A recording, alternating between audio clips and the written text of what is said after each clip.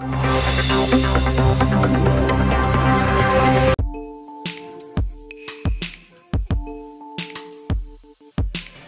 کے پروں کے درمیان فاصلے کے اعتبار سے دنیا کے سب سے بڑے جہاز نے اپنی پہلی پرواز مکمل کر لی ہے۔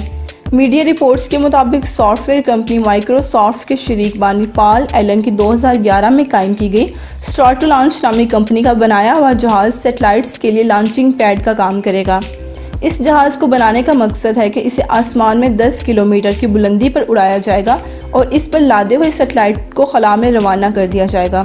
اس جہاز کے پروں کے دونوں سروں کے درمیان 385 فٹ کا فاصلہ ہے۔ اگر یہ منصوبہ کامیاب ہو جاتا ہے تو اس کی مدد سے خلا میں سیٹلائٹس بھیجنے کی لاگت میں واضح کمی آ جائے گی، بجائے زمین سے راکٹ لانچ کرنے کے، جو کہ ایک مہنگا طریقہ ہے۔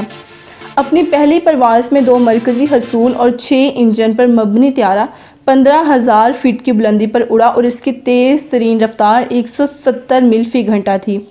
جہاز کے پائلٹ ایوان تھامس نے میڈیا کے نمائندوں سے بات کرتے ہوئے بتایا کہ جہاز اڑانے کا تجربہ نہایت شاندار تھا اور بڑی حد تک جہاز کی پرواز ویسی ہی تھی جس کی پیش گوئی کی گئی تھی۔ ان کا مقصد خلا تک رسائی کو اسی طرح معمول کی بات بنا دینا ہے جیسا آج کل کے دور میں کمرشل پرواز پر جانا۔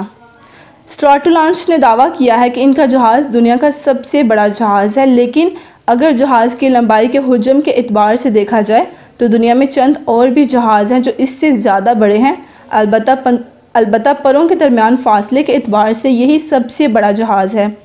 برطانوی عرب پی رچرڈ برانس کی کمپنی ورجن گلیکٹک نے ایسا طیارہ بنایا ہے جو فضا میں اڑتے ہوئے راکٹس کو خلا میں لانچ کر سکے۔